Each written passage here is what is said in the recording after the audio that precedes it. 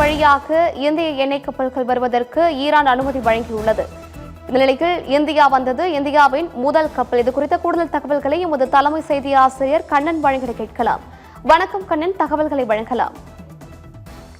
சர்மிளா, இன்று காலையில் ஹோர்முஸ் நீரிணையை திறப்பதற்கு ஈரான் அனுமதி அளித்ததை தொடர்ந்து முதல் எண்ணெய் கப்பல் மும்பை துறைமுகத்திற்கு வந்தடைந்திருக்கிறது. அந்த காட்சியை தான் இப்போது நாம் பார்த்துக் கொண்டிருக்கிறோம். லைபீரியா நாட்டைச் சேர்ந்த ஹென்லாக் என்ற கப்பல் இப்போது மும்பை துறைமுகத்திற்கு வந்திருக்கிறது. ஹோர்முஸ் நீரிணையை திறப்பதற்கு மத்திய வெளியுறவுத்துறை அமைச்சர் ஜெய்சங்கர் ஈரான் நாட்டு வெளியுறவுத்துறை அமைச்சருடன் பேச்சுவார்த்தை நடத்தியதை அடுத்து ஹோர்முஸ் நீரிணையை இந்திய கப்பல்களுக்கு மட்டும் திறப்பதாக ஈரான் நாட்டு அரசு அறிவித்தது. இதையொட்டி ஹோர்முஸ் நீரிணை அருகே இருந்த லைபீரியா நாட்டு கப்பல் எண்ணெய் கப்பல் இப்போது மும்பை துறைமுகத்திற்கு வந்திருக்கிறது. மற்றொரு எண்ணெய் கப்பல் வரும் 14ஆம் தேதி நாளை மறுதினம் மும்பை துறைமுகத்திற்கு வரும் என்று தகவல்கள் வெளியாகி இருக்கின்றன.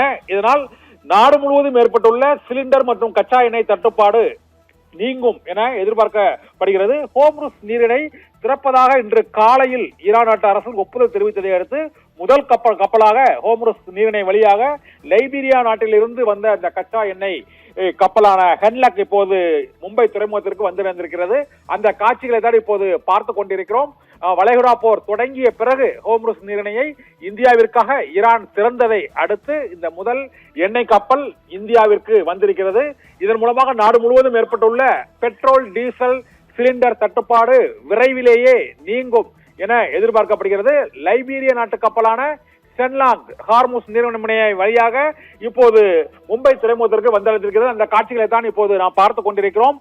11 நாட்களாக ஹோர்முஸ் நீரிணை இஸ்ரேல் மற்றும் அமெரிக்கா ஆகிய கூட்டுப்படைகள் ஈரான் மீது தாக்குதல் நடத்தியதை அடுத்து ஹோர்முஸ் நீரிணையை மூடியிருந்தது. இதனால் சவுதி அரேபியா மற்றும் பல்வேறு நாடுகளில் இருந்து மத்திய கிழக்கு நாடுகளில் இருந்து கச்சா எண்ணெய் கப்பல் ஹோர்முஸ் நீரிணை வழியாகவே இந்தியாவுக்கு வருவதால் கடந்த 5ஆம் தேதியிலிருந்து கப்பல்கள் அங்கு நடுக்கடலில் நிறுத்தப்பட்டிருந்தன. இதையடுத்து மத்திய அரசு ஈரான் நாட்டு வெளியுறவுத்துறை அமைச்சருடன் பேச்சுவார்த்தை நடத்தியதை அடுத்து இன்று ஹோர்முஸ் நீரிணையை சீன நாட்டு கப்பலுக்கு அனுமதி அளித்ததை போல இந்திய நாட்டு கப்பல்களுக்கும் அனுமதி அளிக்கப்படும். நாட்டில் நெருக்கடியான சூழ்நிலை, எரிபொருள் தட்டுப்பாடு ஏற்பட்டிருக்கிறது, ஹோட்டல்கள் மூடப்படக்கூடிய சூழ்நிலை ஏற்பட்டிருக்கிறது, வீடுகளில் சிலிண்டர் தட்டுப்பாடு ஏற்பட்டிருக்கிறது என்ற நிலையை உணர்ந்து மத்திய அரசு மேற்கொண்ட முயற்சிக்கு முதல் வெற்றி கிடைத்திருக்கிறது. இதையடுத்து ஹோர்முஸ் நீரிணை திறந்து விடப்பட்டது. இதனால் முதல் கப்பல் அங்கு ஹோர்முஸ் நீரிணைக்கு சற்று முன்பு காத்திருந்த அந்த கச்சா எண்ணெய் கப்பல் ஹோர்முஸ் நீரிணை வழியாக மும்பைக்கு வந்தடைந்திருக்கிறது. இதன் மூலமாக கச்சா எண்ணெய் எரிபொருளின் கையிருப்பு தட்டுப்பாடு ஏற்பட்டுள்ள சூழ்நிலையில் அடுத்த இரு தினங்களில் இந்த தட்டுப்பாடு நீங்கும் என எதிர்பார்க்கப்படுகிறது.